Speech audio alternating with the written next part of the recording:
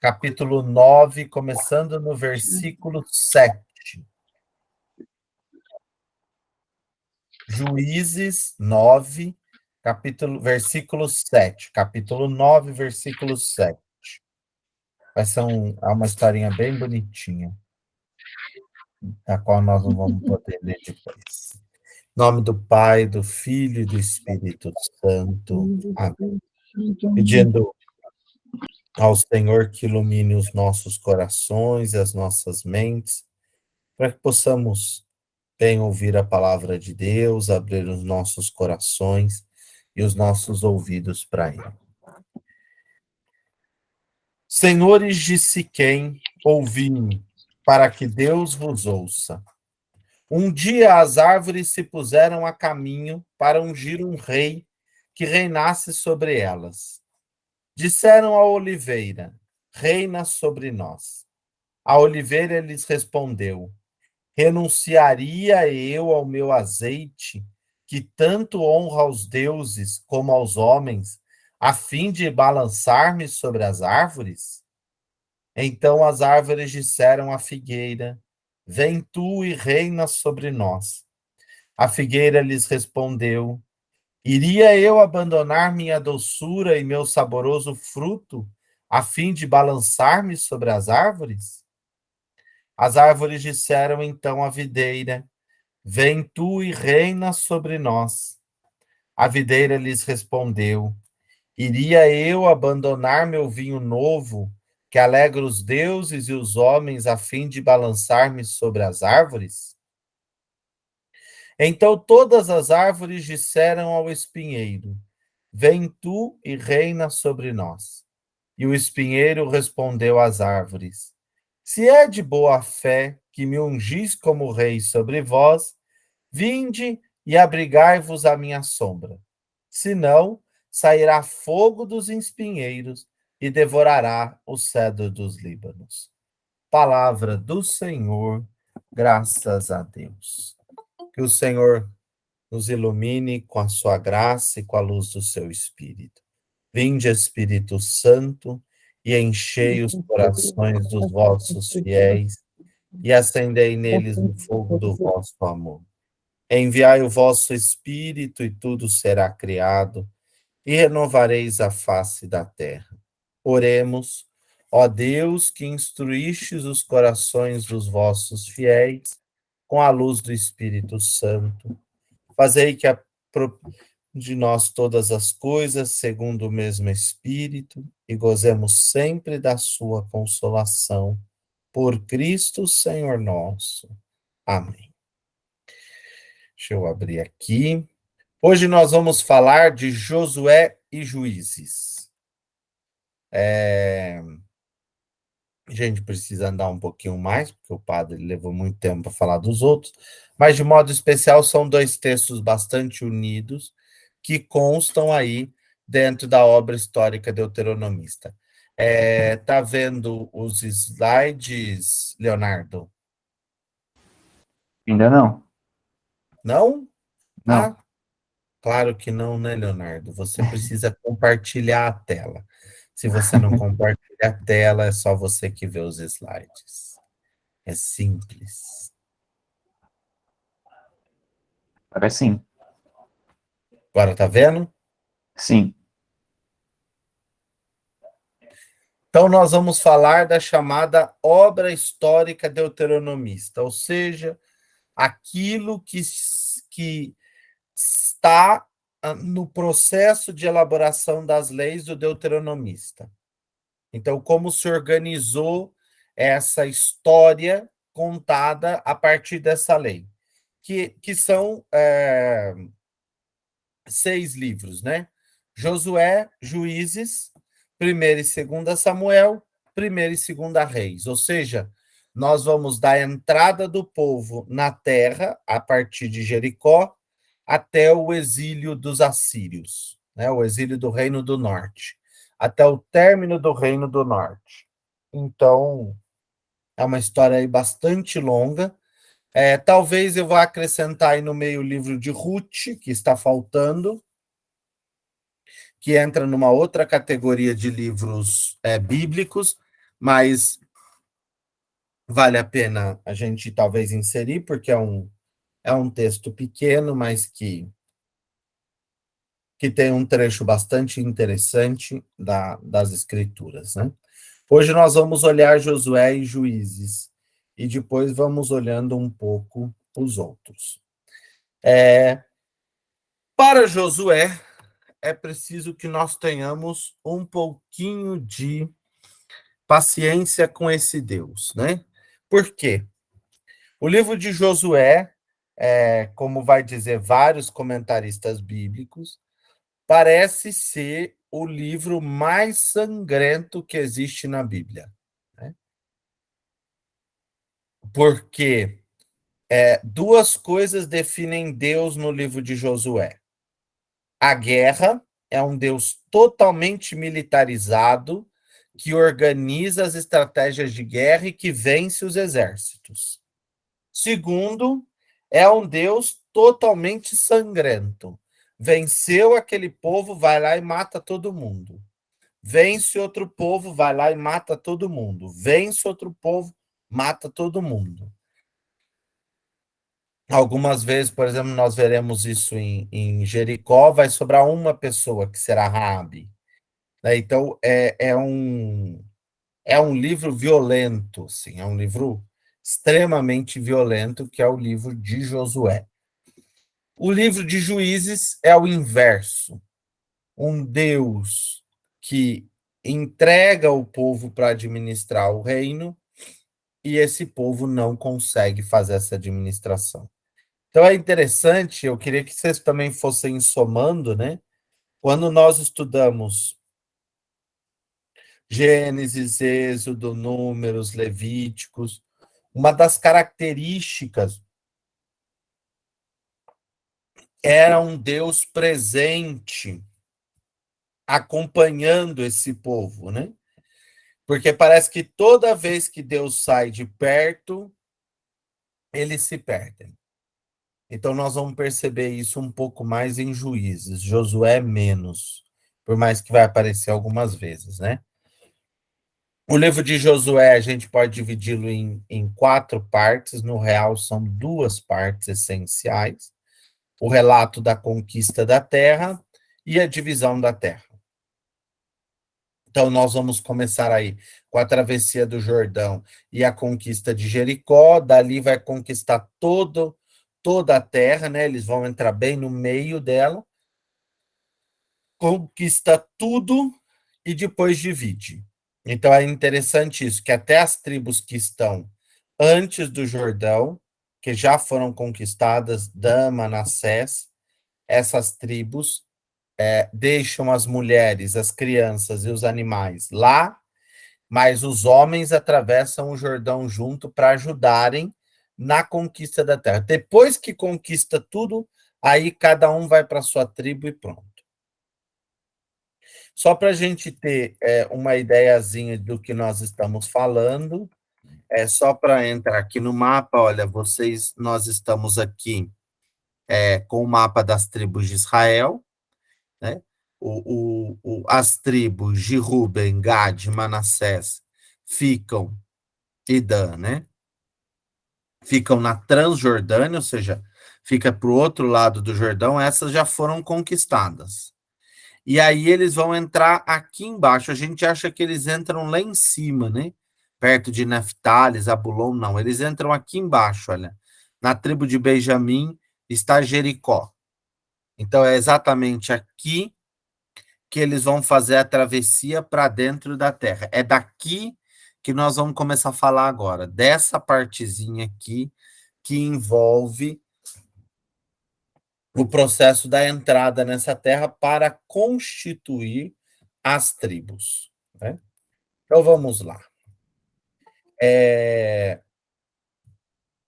O primeiro que nós precisamos ver é um trechinho que está na abertura do livro de Josué. Josué, capítulo 1, versículo 6. Olha o que nos diz o texto. É Deus quem diz a Josué: sê firme e corajoso, porque farás este povo herdar a terra que teus pais jurei dar-lhes. Tão somente sê de fato firme e corajoso para teres o cuidado de agir segundo toda a lei que te ordenou Moisés, meu servo. Não te apartes da lei, nem para a direita, nem para a esquerda, para que triunfes em todas as tuas realizações. Que o livro desta lei esteja sempre nos teus lábios. Medita nele dia e noite, para que tenhas o cuidado de agir de acordo com tudo que está escrito nele. Assim serás bem-sucedido nas tuas realizações e alcançarás êxito. Não te ordenei ser firme e corajoso? Não temas, não te apavores, porque o Senhor teu Deus está contigo por onde quer que andes. Então vamos lá. Quem é Josué? Josué é um dos nascidos no deserto, não nasceu no Egito, né? Ele vem já da tradição do deserto, e Josué está sempre ao lado, auxiliando Moisés. Mas, de modo especial, Josué vai aparecer naquele momento lá do livro de Números, quando decide-se, quando Deus dá ordem para separar duas pessoas de cada tribo, Josué é filho de Num, né? E mandá-los para entrar na terra. E lá eles vão ver os filisteus gigantescos, etc e tal. E quando Moisés pergunta, nós vamos entrar na terra? Os enviados vão dizer não, porque é uma terra de gigantes. E Josué é o único que vai dizer, nós devemos entrar. Porque se o Senhor nos trouxe até aqui, ele estará conosco lá dentro também. O povo não dará ouvidos a Josué, sim, dará ouvidos ao medo e não à confiança no Senhor. Em virtude disso, não entrarão. E aí vai cair sobre eles aquela situação que nós já tratamos, ou seja, eles vão passar 40 anos no deserto, que não é bem aí no número 40, mas o 40 é a ideia de que toda a tribo vai morrer, todos os que saíram do Egito vão morrer, e vai surgir um novo povo. Entre este novo povo, Josué é o único que conheceu os dois lados, ou seja, que conviveu nas duas perspectivas. Nem Moisés entra na terra. E Josué é um moço firme e temente ao Senhor. Mas a ordem que eu li é muito interessante, né? Fica firme na lei, ou seja, se mantenha obediente àquilo que o Senhor lhe prometeu. Essa é a base fundante, né? Esteja atento, tenha ela diante dos teus ouvidos, diante dos seus olhos, que tu não errarás.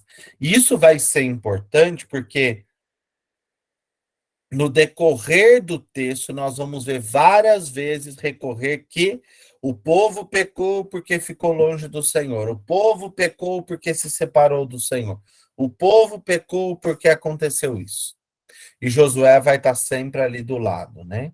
Firme, decidido nessa direção. Esse é Josué. De Josué, nós vamos ter um relato que talvez não é muito conhecido, mas é importante que nós passemos por ele, porque vai interferir aí no conjunto da interpretação, e mais do que interferir no conjunto da interpretação, esse texto é importante para a gente ter uma ideia do que é a fé de Israel, né? Do que é a confiança de Israel, no caso, a confiança de Raabe, uma pagã em Israel. Porque nós não podemos esquecer que Salmão gerou Booz de Raabe, e Raabe gerou, e Booz gerou Jobed, de Rute. E Jobede gerou Jessé, e Jessé é o pai de Davi.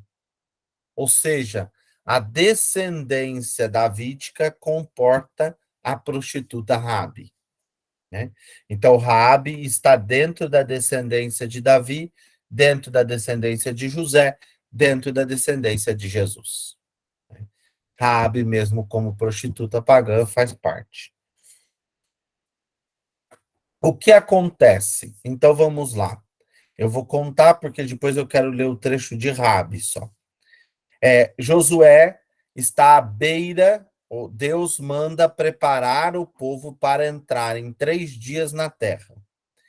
Então Josué manda para Jericó, para o Jericó, 2 espiões. Esses 2 espiões, 2 homens, vão à casa de Raabe para se hospedarem e se esconderem. Vai ser descoberto que o povo de Deus está chegando. Daqui a pouco nós vamos falar um pouco mais disso. E que a história narra que eles já destruíram 2 reinos, que eles secaram o Mar Vermelho para poder passar.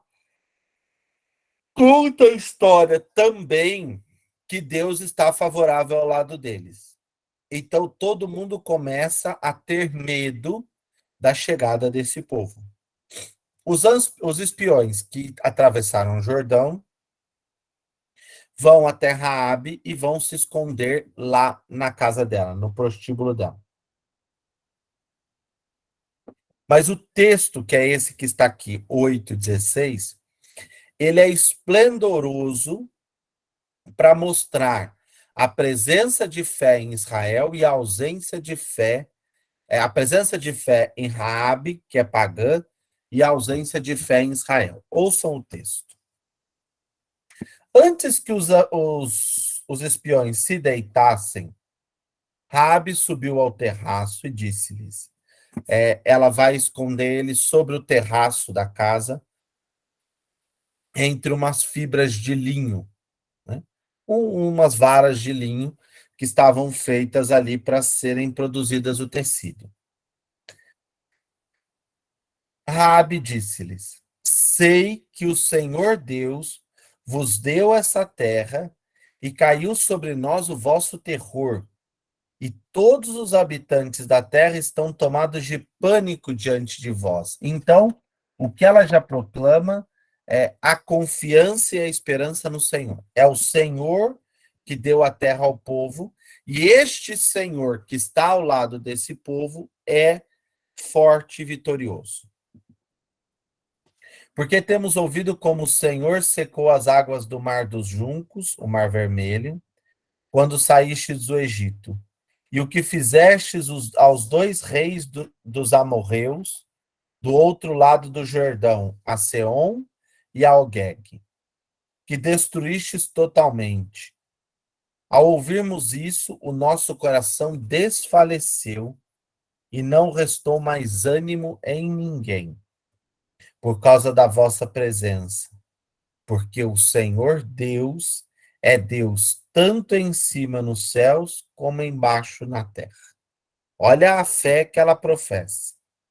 Agora, pois, jurai-me pelo Senhor, que assim como eu tive misericórdia de vós, de igual modo tratareis com misericórdia a casa de meu pai, e me dareis um sinal verdadeiro de que preservareis a vida de meu pai, de minha mãe, de meus irmãos e irmãs, e de todos os que lhe pertencem, e que nos livrareis da morte. E os homens disseram a Raabe, a nossa vida responderá pela vossa, se não denunciardes a nossa missão, e quando o Senhor nos der a terra, usaremos de misericórdia e fidelidade para contigo. Então ela os fez descer por uma corda para a janela, pois a sua casa estava construída na muralha, visto que morava ali, e disse-lhes, ide à montanha, para que vossos perseguidores não vos encontrem. Escondei-vos lá durante 3 dias até que voltem aqueles que vos perseguem. Aqueles que que vos perseguem e depois seguir o vosso caminho. O que fez Raabe? Quando souberam que estes homens de Israel estavam escondidos nas suas casas, vieram procurá-los. E Raabe os esconde. Os esconde porque ela deseja ser protegida. Mas é mais interessante do que desejar ser protegida. Eles se escondem dentro, junto de uma prostituta, ou seja, uma mulher que a gente poderia dizer que não tem moral dentro da lei, né? E esta mulher apresenta a fé, apresenta uma confiança e uma esperança em Deus que irrompe de proteger aqueles que vêm de Israel, exatamente porque ela deseja preservar a sua vida diante de tudo aquilo que tem ouvido. O texto é importante exatamente para a gente compreender que a fé de Israel não é uma fé restrita a um grupo específico. Muitas pessoas vão começar a ter contato com essa fé. Lembremos da rainha de Sabá, que sobe para ouvir a sabedoria de Salomão. Lembramos do Naamã, o sírio, que vai lá para ser curado, para adorar o Senhor. Lembramos dos reis magos, que vêm adorar o menino que nasce em Belém, né? Então, ali está um centro de vínculo com este Deus verdadeiro, né? De proximidade a esse Deus verdadeiro. E Raabe vai mostrar essa fé. Vamos lá. Aí nós vamos dar um outro passo para um tema que é muito interessante e nós conhecemos muito pouco, né? Que é a travessia do Jordão. Se Moisés abriu o Mar Vermelho, Josué abriu o Jordão. Então, eles estão aqui, como eu disse para vocês, né? Eles estão aqui, ó, o Jordão está aqui, um pouco acima do Mar Morto, eles vão atravessar para entrar na direção de Jericó, ali na tribo de Benjamim. Nessa travessia, Deus dará uma ordem. Qual será a ordem? A Arca da Aliança, que é essa coberta de azul, vai à frente, carregada pelos sacerdotes. E quando os sacerdotes pisarem a água, o solo começará a se tornar seco. Ou seja, vai se erguer duas paredes de água e o povo vai atravessar o Mar Vermelho rumo a essa terra. Os sacerdotes vão parar no meio do mar e do Rio Jordão e o povo de Deus vai passando. Num determinado momento que eles vão passando, então é preciso pegar 12 pedras, que representam as 12 tribos. Diz assim: escolhei 12 homens dentre o povo, um homem de cada tribo, e lhe ordenai: tomai daqui do meio do Jordão, ou seja, do fundo do rio, do lugar onde os sacerdotes pararam, pousando os seus pés, 12 pedras, e atravessai-as convosco e depositai-as no lugar onde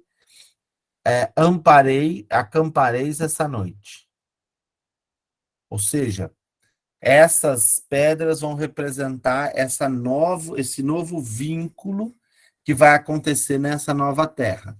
Então, dois sinais interessantes. Primeiro, a presença de Deus pela arca, que possibilita o povo atravessar o mar para entrar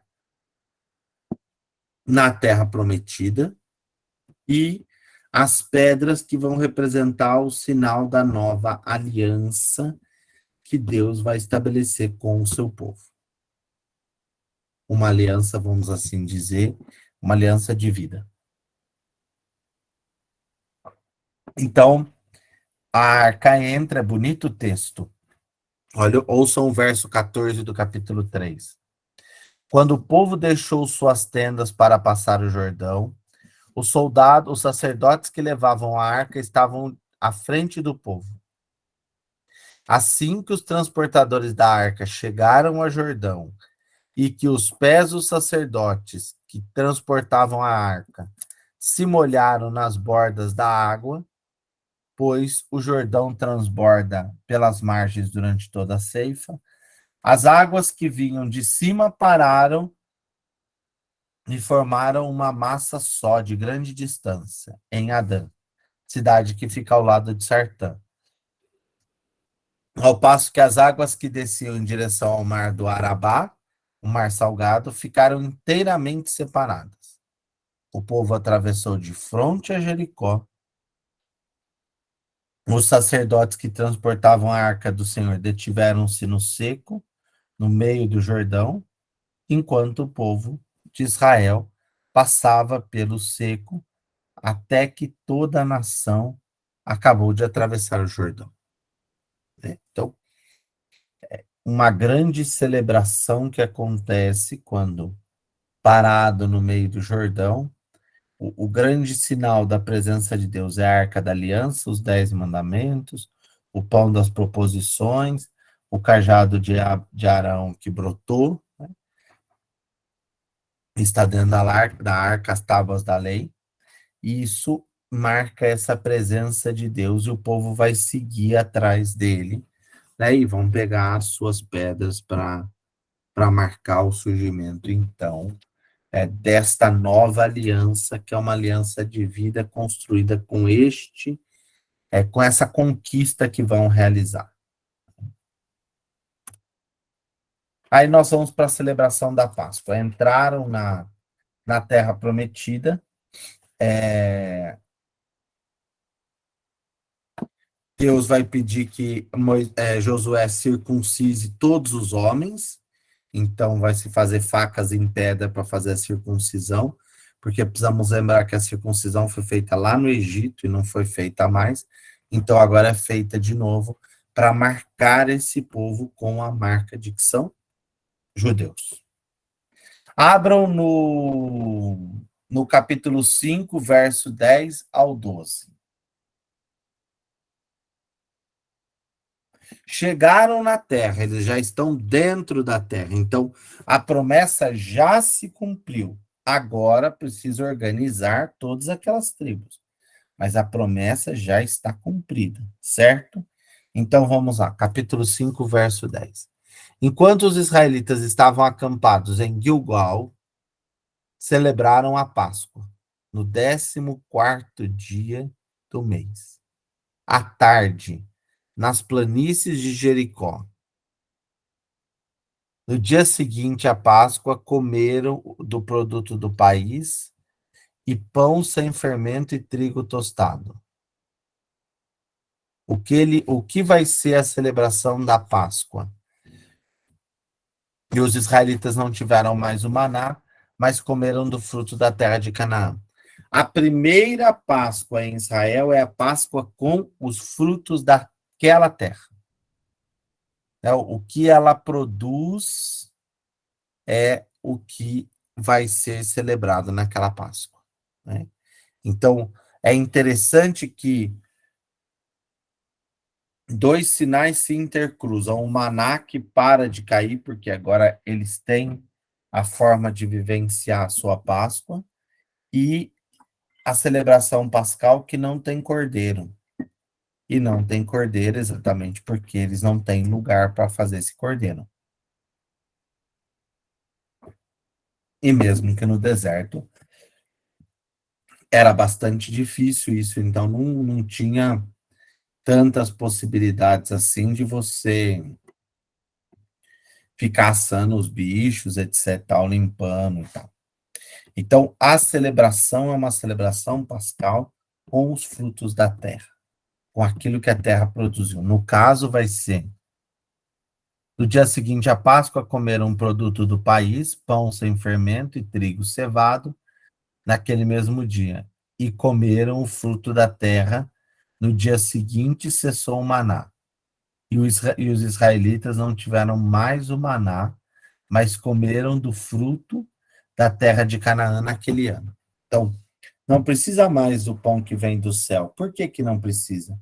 Porque o pão que vocês têm já é suficiente para sustentar a vossa vida. Agora, é interessante que cada vez mais cresce uma interpretação que não vai se abrir a acreditar que, que cada vez mais, como que a gente podia pensar isso? Como que a gente vai pensar uma Páscoa sem cordeiro, né? Mas essa Páscoa que Josué apresenta é uma Páscoa na qual a marca da aliança está presente, porque é a marca de um Deus que cuidou do seu povo e o encaminhou na direção de vivenciar esse momento de libertação, né? Esse momento novo. Quando nós falamos em Josué, nós falamos de Jericó.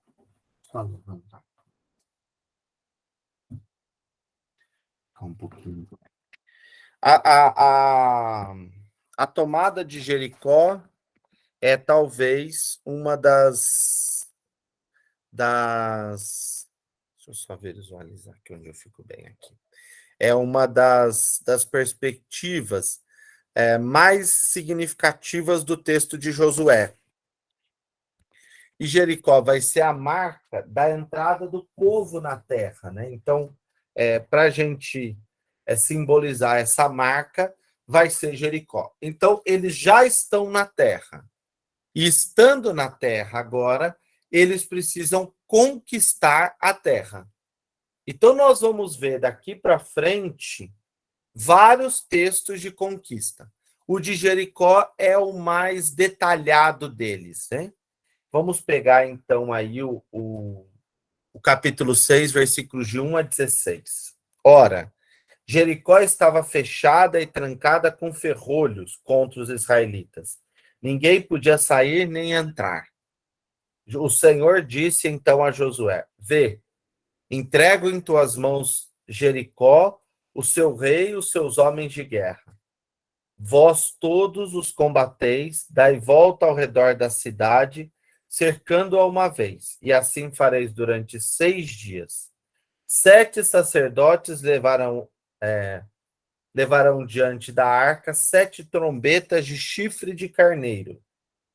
No 7º dia rodeareis a cidade 7 vezes, e os sacerdotes tocarão as trombetas. E quando tocarem com fragor de chifre de carneiro, todo o povo lançará um grande grito de guerra, e as muralhas da cidade cairão, e o povo subirá, cada um do lugar à sua frente. Ou seja, uma grande cena cinematográfica, né? Quando eu disse para vocês que nós temos um Deus guerreiro, aqui está um vestígio dele, né? O que Deus faz? Deus organiza a tomada de Jericó. É realmente uma obra interessantíssima, o livro de Josué, porque colocar em Deus toda essa capacidade militarizada, né?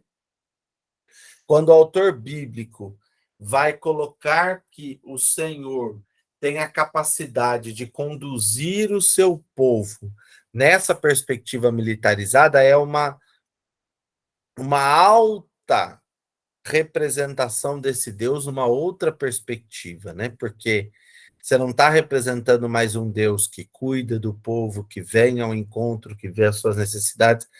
Você está ouvindo um estrategista de guerra. Ele é um estrategista de guerra para tomar aquele terra que não é, que era já de um povo e que agora vai ser dos judeus. E eles vão fazer isso. Eles começam a dar 6 dias de volta, primeiro dia, segundo dia, terceiro dia, até o 6º dia. No 7º dia, dá 7 voltas. Toca as trombetas e o muro vem abaixo. E aí tem um detalhe, que vai ser o detalhe interessante.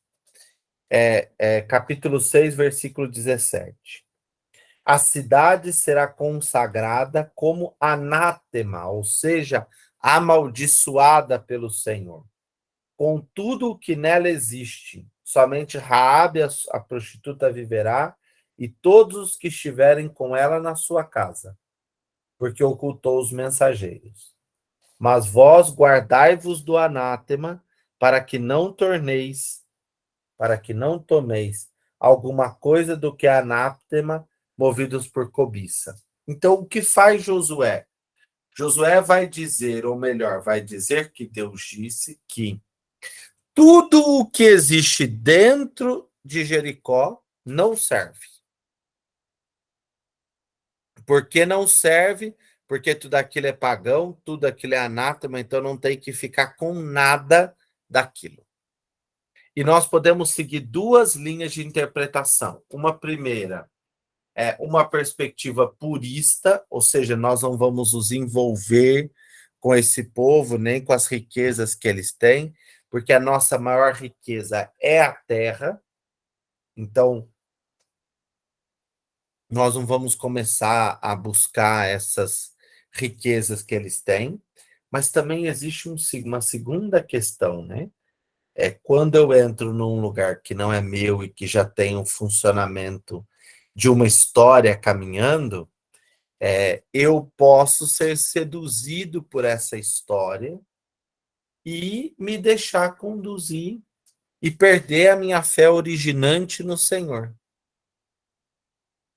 E como eu perco essa fé originante no Senhor, eu me perco daquilo que o Senhor fez para mim. E aqui vai surgir exatamente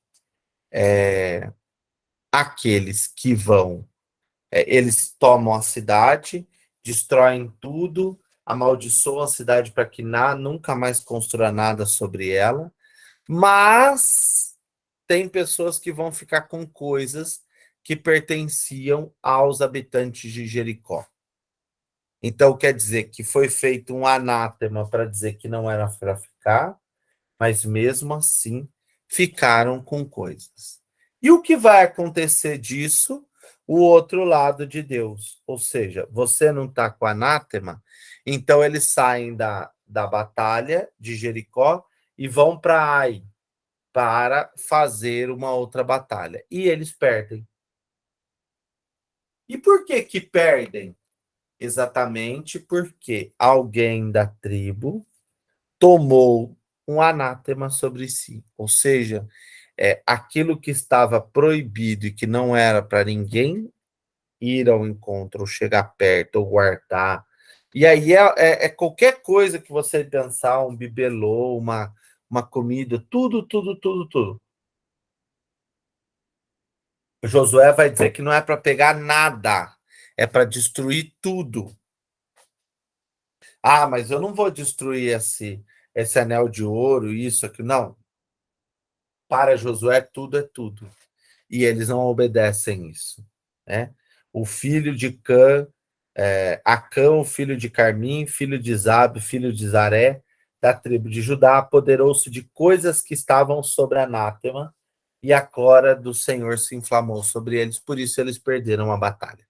E é interessante porque quando vence, Josué entra glorioso. Quando perde, ele rasga as vestes e se põe diante do Senhor. Por que perdemos? E é exatamente nesse momento que Deus vai dizer a ele: perderam porque existe alguém no meio de vós que está fazendo o caminho errado, que não está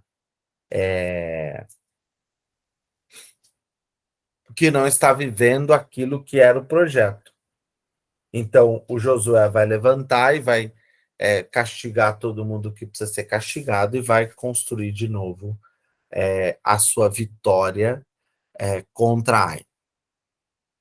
Daqui para frente, ou seja, depois dessa grande tomada de Jericó, carregando a arca, ou seja, Deus está com eles nesse momento, a arca é esse sinal da divindade que os acompanha.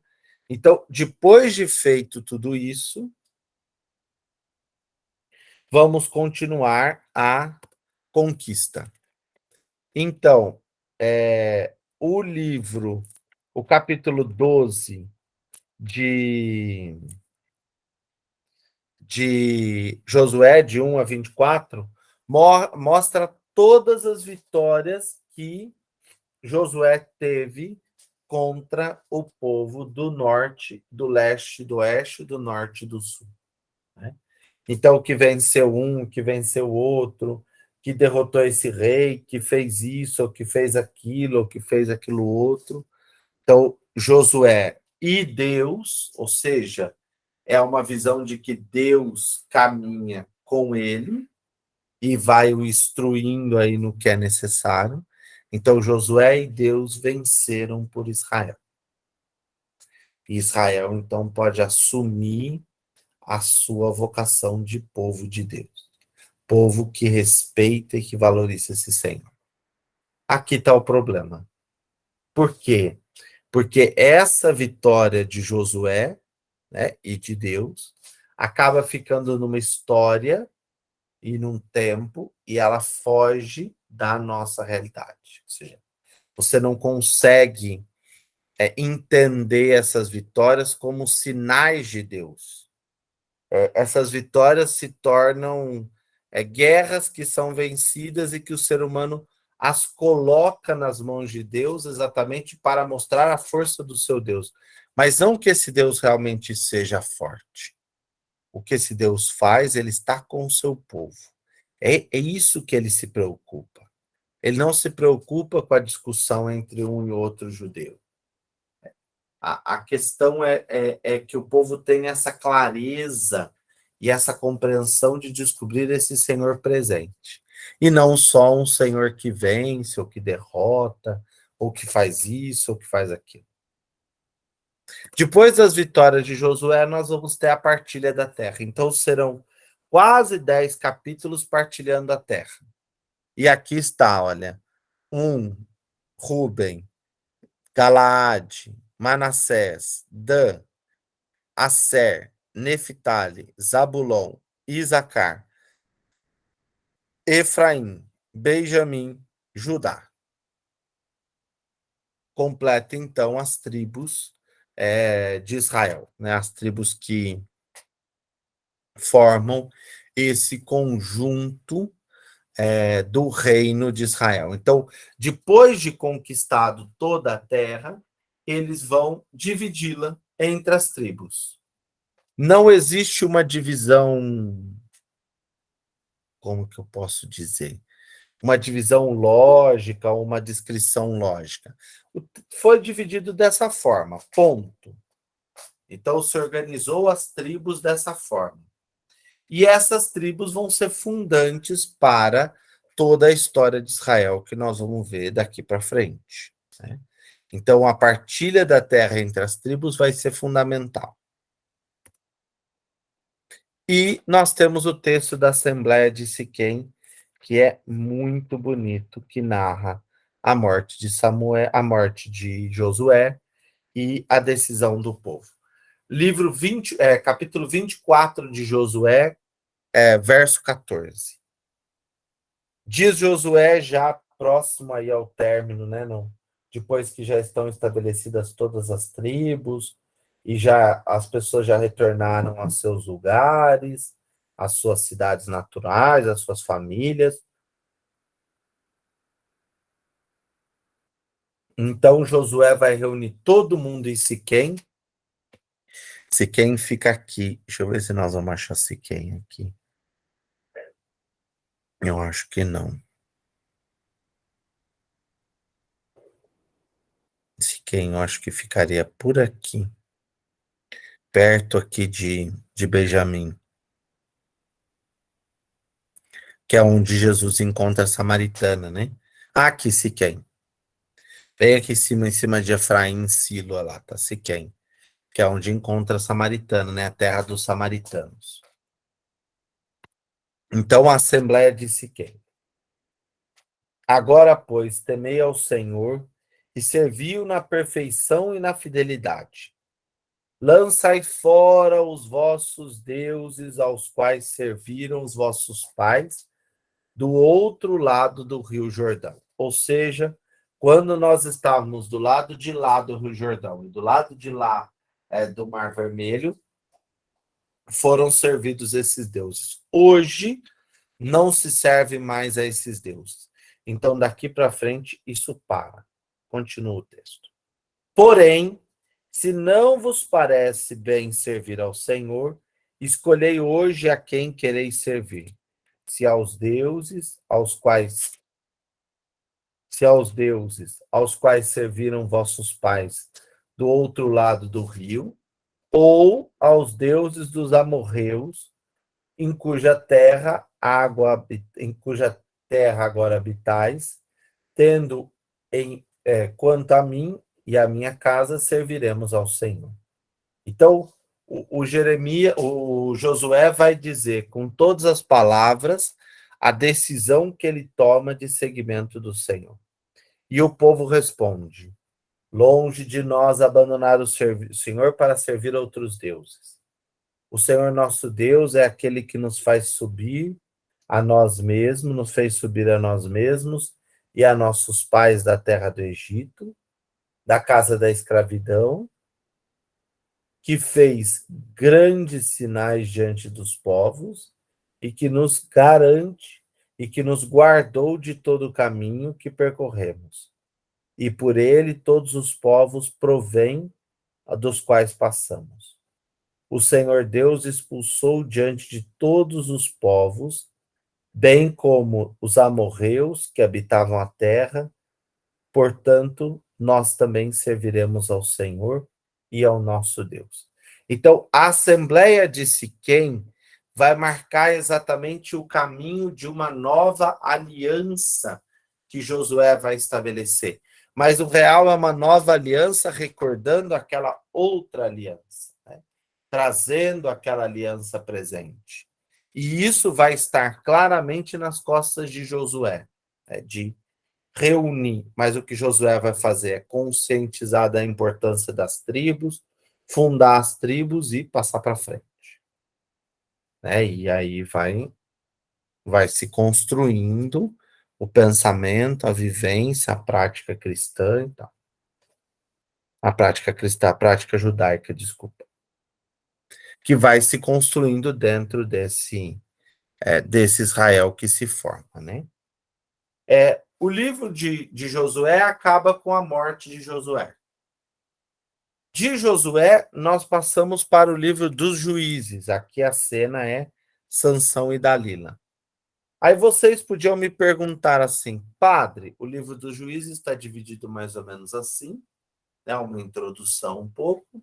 Depois fala de todos os juízes e depois tem um outro texto um pouquinho mais prolongado, que não caberia no ciclo dos juízes, que aparece nesse finalzinho, né? Mas o grosso do texto está aqui no ciclo dos juízes. Eu quero que vocês peguem o texto de Juízes, capítulo 2, versículo 11. Se queremos saber quem são os juízes, o próprio texto nos dirá. Vamos lá. Capítulo 2, verso 11 ao 19. Então os israelitas fizeram o que era mal aos olhos do Senhor e serviram aos Baais.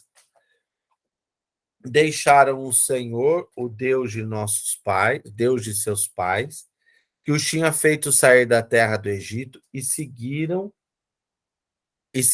a outros deuses, dentre os quais os povos ao redor.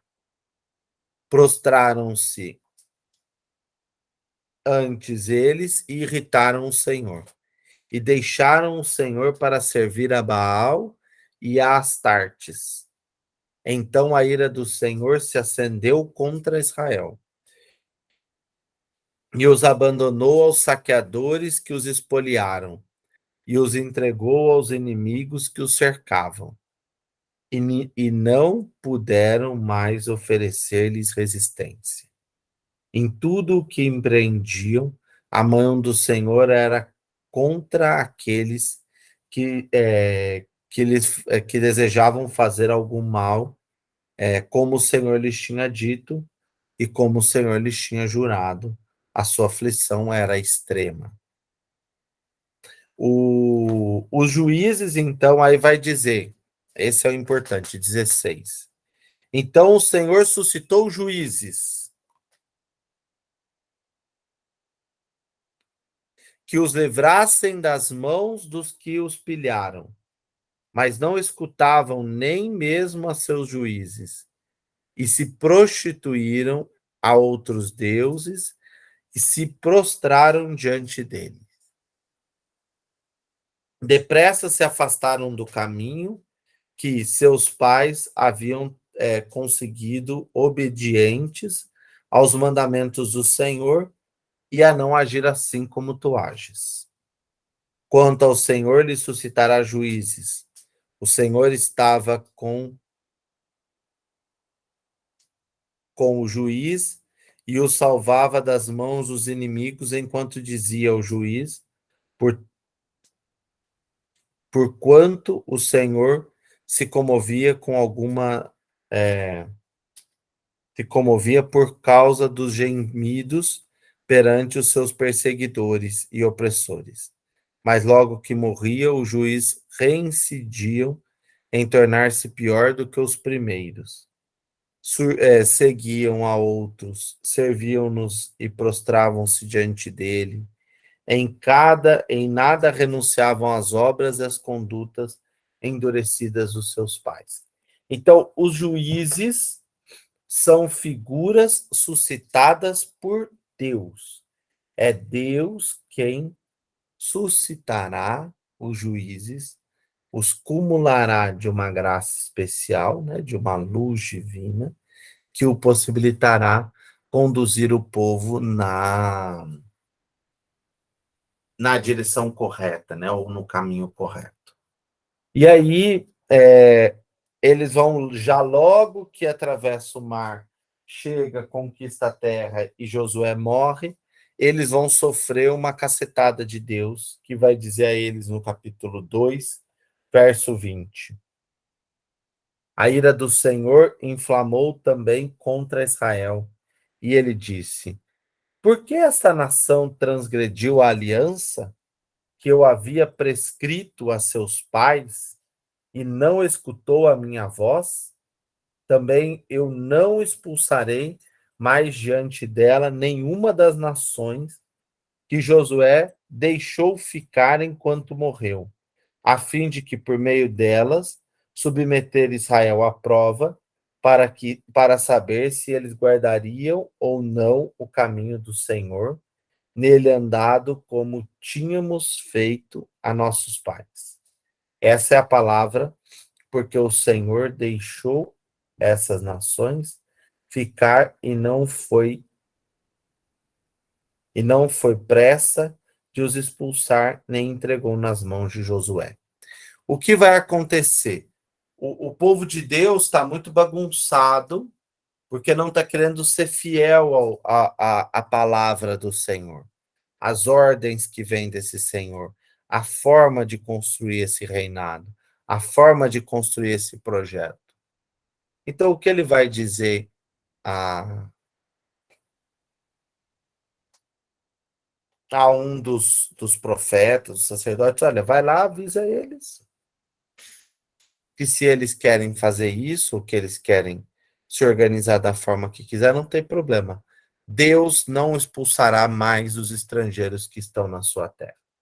Ou seja, quem tem uma vida já presente ali e que vai ficar no mesmo lugar, vai dizer o Senhor, não tem problema, você vai ficar na sua tribo.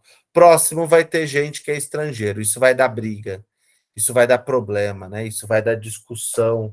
Então, nós não estamos fundando um Estado independente, porque não existe a teoria dos Estados independentes ainda. Os Estados independentes vão surgir só na década de 15. Então, a ira do Senhor e a permanência dos estrangeiros é para dizer, olha, parece que Josué livrou todo mundo, mas Josué não livrou todo mundo. Existem alguns que precisam realmente ser libertos. Mas para ser libertos, uma coisa é essencial: colocar primeiro a confiança no Senhor. Se eu não coloco a confiança no Senhor, eu atraio a ira para o meu lado. E aí aqueles que eram para ser tirados da terra, para que a terra tivesse só o povo de Deus, não vai acontecer. E isso vai gerar aí uma mistura muito grande nestes povos, né? Uma bagunça em organizar a vida. Depois, no capítulo que segue, que é o capítulo 3º, nós vamos ter os juízes, uma lista imensa deles, né? Eu gostaria de falar de uma juíza, Débora. O texto mais antigo do Antigo Testamento é o livro de Débora, né? Ou a narrativa de Débora, que se acredita que existia um manuscrito com esse texto dos mais antigos que existe, né? Vamos pegar lá então o texto de Débora, capítulo 4, verso 1. Depois de morrer Aode, os israelitas recomeçaram a fazer o que era mal aos olhos do Senhor. E o Senhor os entregou a Jabim, rei de Canaã, que reinava em Assor. O chefe de seu exército era Sísara, que habitava em Arroz-Segoim.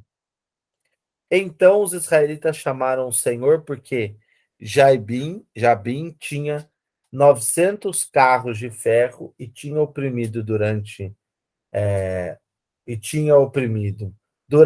os israelitas durante 20 anos. Nesse tempo, Débora, uma profetisa, mulher de Lapidô, julgava em Israel. Ela tinha a sua sede à sombra de uma palmeira. De Débora, entre Ramá e Betel, na montanha de Efraim, os israelitas vinham a ela para obter justiça. Ela então mandou chamar Baraque, filho de Abinoém, de Sedes e Neftali, e lhes disse: O Senhor Deus não te ordenou, vai, reúne o nome Tabor e toma contigo 10.000 homens entre os filhos de Neftali e os filhos de Zabulon. Não atrairei a ti uma torrente de Quizon. E Sísara, chefe do exército de Jambi, com seus carros e suas tropas, não entregarei nas tuas mãos? Baraque respondeu: Se tu vieres comigo, eu irei, mas se não vieres comigo, não irei. Débora lhe disse: Irei, pois, contigo.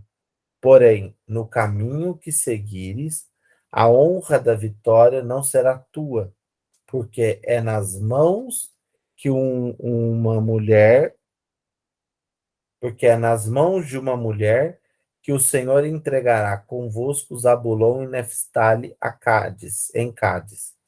10.000 homens subiram com Débora. 10.000 homens subiram e Débora subiu com ele. O que nós temos aqui? Nós temos, pela primeira vez, a narrativa de uma mulher que é tida como alguém que vai poder colocar em ordem a situação que está se vivendo em Israel nesse período, né?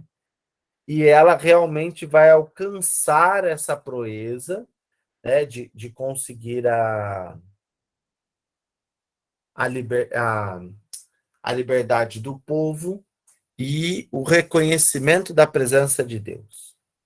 E é ela que vai fazer esse belíssimo canto. Este texto, esse canto de Débora, é um dos textos escritos mais antigos que nós temos. Nos dirá Débora: Naquele dia, Débora e Baraque, filhos de Abinoém, entoaram um cântico ao Senhor. Já que em Israel os guerreiros soltaram a cabeleira e o povo espontaneamente se apressou, bendisse ao Senhor. Ó reis, ouvi, ó príncipes, escutais, o Senhor, eu escutarei. Lembrareis o Senhor, Deus de Israel. O Senhor, quando saísse de Seim, quando avançastes nas planícies de Edom, a terra tremeu. Toaram as nuvens, toaram troaram os céus, as nuvens desfizeram-se em águas, as montanhas deslizaram na presença do Senhor e do Sinai diante do Senhor de Israel. E ela vai fazer um belo canto que vai ser exaltado pela sua antiguidade. Mas o que é interessante no exemplo de Débora é que todo o processo de juízes vai ser da mesma forma. O povo cede aos deuses pagãos, surge alguém iluminado por Deus, socorre esse povo, traz esse povo de novo para o eixo, vence, fica um tempo, volta todo o processo de novo. Né? E o livro de Juízes vai ser marcado por esse processo contínuo de idas e vindas, de idas e vindas. Só que existe uma coisa essencial no livro de Juízes e também no livro de Josué, né? Eu dei uma distorcida aí do mapa, mas é só para a gente encerrar agora. Aqui nós estamos vendo o que o texto diz que eram as tribos de Israel. Elas nunca foram tão organizadas assim, né? Vão estar sempre aí desfeitas e tal. Por que que a organização em tribos era importante? Vamos lá. Deus não desejou criar Judá, Simeão, Efraim, Dan, Manassés, Neftalí, Aser. Deus fez um povo. E este povo constitui o povo de Deus. Quando eu organizo um povo por tribos, o que eu faço? Eu gero uma administração da tribo no seu interno. Então, ali tem 2, 3 pais de família que são mais velhos e cuidam de toda a tribo. E a tribo não é pequena, a tribo envolve muita gente. Né? Então, a organização tribal, ela afasta da organização monárquica. Um rei que manda, que consome dinheiro, que explora, etc. E tal. Aqui não tem isso. Nas tribos nós estamos cada um no seu lugar, como nos narra o livro de Juízes. Quando tiver uma guerra, uma dificuldade, se juntam, guerreiam, vencem, volta a paz novamente e seguem em frente. Quando eu crio um Estado nacional, ou uma monarquia, ou o que quer que seja, o que vai acontecer? Aquilo que nós vamos ver em Samuel na semana que vem. O rei vai começar a ter que pegar as suas filhas para perfumistas, os seus filhos para padeiro, vai ter que começar a cobrar imposto, vai ter que começar a fazer um monte de coisa que não existia. Porque o que existia em Silo, em Betel, em Siquém e em Judá, em Belém e em Jerusalém, se tinham pequenos santuários nos quais você levava a sua oferta e essa oferta era distribuída aos sacerdotes. Então, até aqueles que não tinham tribo, que era a tribo de Levi, estavam presentes em todas as tribos e ali eram ajudados por todas elas. Então, a ideia tribal não é uma ideia ruim, é uma ideia de organização inteligente, porque o sistema mais pesado da organização fica dentro da tribo. Você não precisa ter um superior que manda em todo mundo e tem que construir uma estrutura para isso. Dentro da tribo, aquela pessoa tem força. E é ela que gere todo o sistema financeiro, monetário, a organização, todo esse processo. E existe uma perspectiva importante nessa questão. Um apoia o outro. Né? Há um sistema de encontro de realidades. Nós continuamos irmãos, não é um que fica contra o outro, um que se opõe ao outro, não. Nós construímos juntos. E juntos, porque todos somos filhos de Judá, né? Todos somos filhos de Israel, de Jacó, e formamos, nos integramos para constituir esse país. Se a constituição de tribos realmente funcionasse na perspectiva da fidelidade a Deus, era um modelo exemplar. Mas o problema que nós vamos ver em Daniel é que isso começa a dar problema. Os juízes, em Samuel, os juízes vão começar a interferir.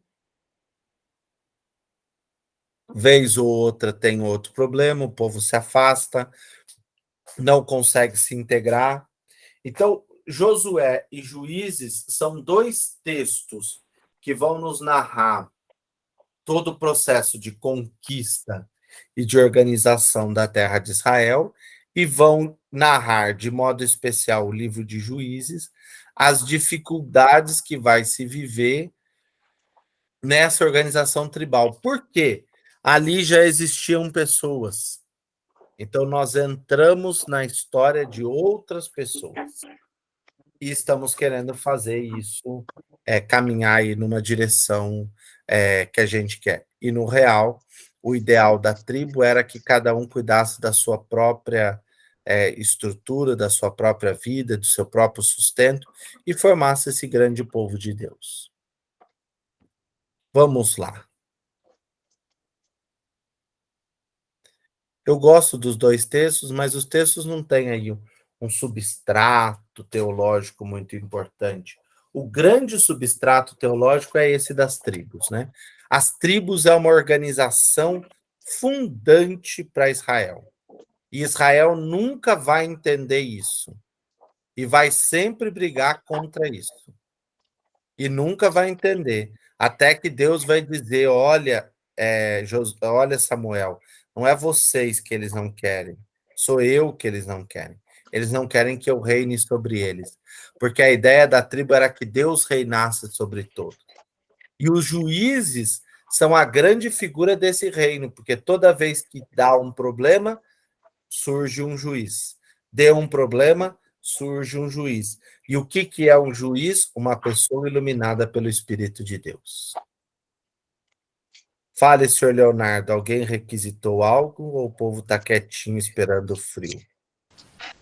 O pessoal não levantou a mão, não. Tá todo mundo quietinho. Está todo mundo quietinho. Aí Fale, senhor Edilson. É sobre o do Jericó, é sobre esse Jericó que está se falando, é do que tem na igreja, sobre Jericó? Que fala do cerco, O cerco é uma péssima interpretação do texto de Jericó. Por quê? Se criou dentro da renovação carismática uma ideia de que se você rezasse que a reza não é ruim, não acho ruim. Se você rezar por 7 dias, você derruba algo ruim que exista na sua vida, na sua família, qualquer coisa assim. Isso eu não acho nada problemático. O que é problemático é você achar que você pega o Santíssimo e fica dando volta em volta da igreja. A primeira vez que eu vi isso, que foi em Sumaré, que a moça falou assim, o senhor não vai dar as voltas em volta da igreja? Eu falei, não. Mas por que não, padre? Porque a igreja vai cair. Não diz o texto que Josué deu a volta e que a igreja caiu e que o muro caiu? Imagina se dá a volta em volta da igreja e a igreja cai. Não pode. E aí o povo ficou bravo depois, né? Ficou bravo porque eu tirei sarro deles e ficou bravo porque eu não dei a volta. Então, o exercício do rezar eu acho interessante. Agora, o exercício de achar que ficar dando volta com o Santíssimo em volta da igreja, ou isso, aquilo. Ajoelha em volta do Santíssimo e vai lá rezar por 7 dias seguidos. Você vai conseguir vencer o que você quer. Não precisa ficar passeando com Jesus para lá e para cá. Né? Por isso que eu sou uma figura avessa ao cerco de Jericó. Eu gosto muito do cerco da misericórdia, que não tem as voltas, que só tem a adoração ao Santíssimo. Mas a ideia é essa, né? Agora, toda vez que a gente for interpretar qualquer coisa de Josué, muito cuidado, porque Deus é muito militar demais. Né? Ele é comandante de exército mesmo.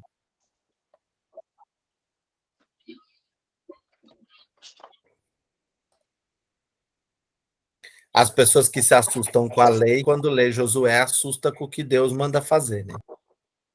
Eu não li nenhum que ele manda passar fio de espada a todo mundo, que é para não assustar ninguém, porque a lei dos filhos indômitos já deixou muita gente traumatizada semana passada.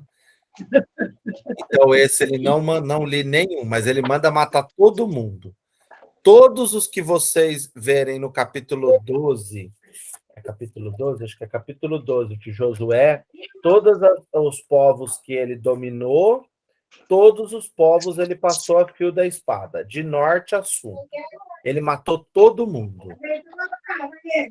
Essa era a missão. Deus mandava matar. Então, conquista e mata, conquista e mata. Por que conquista e mata? Para não ter mistura. Você não mistura os povos. Então, você não tem influência. Aí, o que acontece em Juízes, nós vamos descobrir que vai ter essa influência. Então, nunca vai conseguir ser um povo que só serve ao Senhor. Porque nós chegamos numa terra estrangeira e lá se cultuava Baal. Porque nós chegamos numa terra estrangeira e lá se cultuava isso. Chegamos numa terra estrangeira e lá se cultuava aquilo. Então vai começando a ter mistura religiosa. Parece que nós temos a ideia de um Deus que deseja um povo puro. E essa pureza não vai conseguir. Eu gosto de Jesus porque Jesus não se conforma com o povo puro. Jesus quer um povo misturado, não tem problema. Pode ser Pedro, pode ser Paulo, que é fariseu, pode ser Simão Zelota, pode ser não tem problema quem é o povo de Deus. A questão é seguir a Deus, né? Essa vai ser a diferença do Novo Testamento para o Antigo.